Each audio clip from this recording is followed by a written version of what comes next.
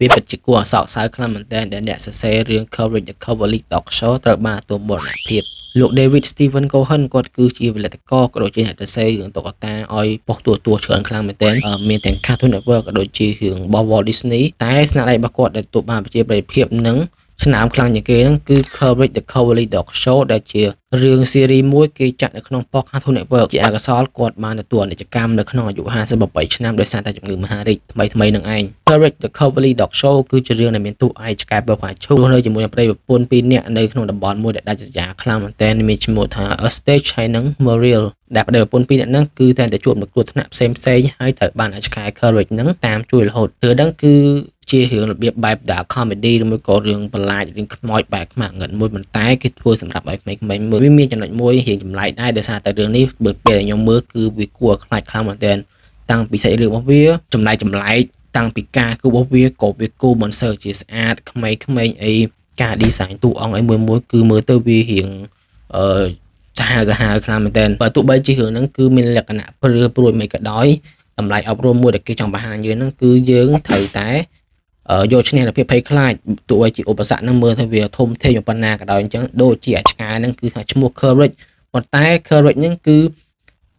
អាឆ្កែហ្នឹងគឺវាអត់សូវជារឹងមាំអីដែរទេគឺវាខ្លាចគឺវាភ័យប៉ុន្តែនៅចុងក្រោយគឺនៅតែជំនះអាភាពភ័យខ្លាចហ្នឹងដើម្បីទៅជួយប្តីប្រពន្ធឬមួយក៏ជួយម្ចាស់វាអញ្ចឹងបើនិយាយអំពីកម្រិតនៃភាពភ័យខ្លាចរបស់វាគឺវាមានច្រើនបែបច្រើនស្ថានណាដែលខ្ញុំអាចនិយាយបានថាមានតាំងពីអាបន្លាចធម្មតាអា jump scare អាបន្លាចធ្វើយើងបញ្ញាអារម្មណ៍លេងសើចជាមួយនឹងអារម្មណ៍របស់យើងធ្វើឲ្យយើងបេះដូងបុកពោះអីហើយភាសាយើងរបស់គេវិញមានគ្រប់បែបគ្រប់សពតាំងពីមនុស្សលោកមនុស្សបិសាចអេលៀនមនុស្សយន្តជំងឺអាសន្នរោគបដាសាស្ថិតចូលខ្លួនស្អីយ៉ាងទៅគឺបន្លាចមិនក៏រឿងហ្នឹងយកមកដាក់ក្នុងការដែរហើយមួយដែលខ្ញុំខ្លាចខ្លាំងជាងគេនោះគឺតួអង្គអាប៉ែស្អីកាន់ធំថ្មបដាសានោះឃើញមុខអាប៉ែហ្នឹងគឺមានអាសំឡេងអីគេ Return is love កាលពីក្មេងគឺភ័យចុយយ៉ាឃើញអាអេពីសូតហ្នឹងខ្ញុំដូរប៉ុស្តិ៍ហ្មងតែហើយមិនមែនតែអេពីសូតនោះទេអេពីសូតខ្លះទៀតគឺមានដូរខួរក្បាលអីណាអេលៀនចុះមកស៊ីខួរស៊ីអីចូលសន្ធិដ្ឋបលឹងយើងនោះតានោះមានបិសាចអូចូលក្នុងទឹកហើយប្រងយកតានឹងទៅស៊ីអីវាខ្ញុំអត់ដឹកស្មានតែគេឲ្យក្មេងមើលហើយខ្ញុំនិយាយលេខសើចអីណាគឺខ្ញុំឃើញថាមានអ្នកច្រើនខ្លាំងមែនតើតែខ្លាចពីនឹងដូចគ្នាអញ្ចឹងណាតែអាហ្នឹងគឺវាសបាយមើលដោយសារតែយើងមើលតុក្កតានៅក្នុង Cartoon Network ហ្នឹងគឺ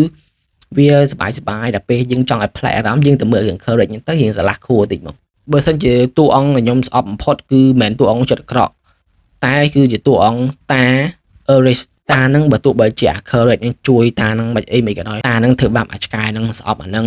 បន្លាចវាធ្វើបាបវាអីយទៅគឺខ្ញុំអាណិតអាឆ្កែហ្នឹងខ្លាំងមែនទែនសូម្បីតែ intro opening របស់រឿងហ្នឹងក៏អាតាហ្នឹងបន្លាចឆ្កែហ្នឹងដែរហើយអ្វីដែលគួរចាប់អារម្មណ៍ទៀតហ្នឹងរឿងហ្នឹងក៏ជារឿងមួយគត់ដែលធ្វើឲ្យខ្ញុំហ្នឹងស្គាល់នៅ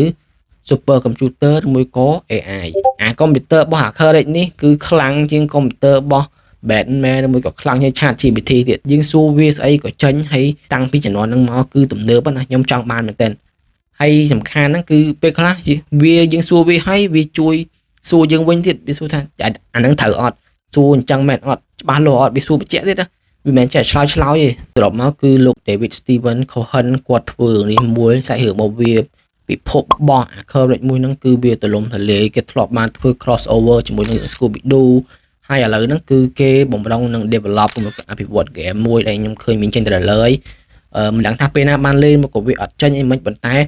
ខ្ញុំគាត់ថាសមិទ្ធផល Courage the Cowardly Dog Show នេះគឺជាសមិទ្ធផលមួយដែលកម្រមែនទែនហើយអ្នកដែលអត់ធ្លាប់មើលគឺអាចจะសាកល្បងមើលបាននៅក្នុង YouTube បើសិនជាយើងចង់ដឹងរឿងអីច្រើនទៀតទៅមើលក្នុង website អីចឹងណាហើយសម្រាប់អ្នកដែលមើលហើយគឺខ្លាចតួអង្គណាស្អប់តួអង្គណាអាច comment លេងបានចុងក្រោយគឺមានតែប៉ុណ្្នឹងទេសន្តិភាព and rest in peace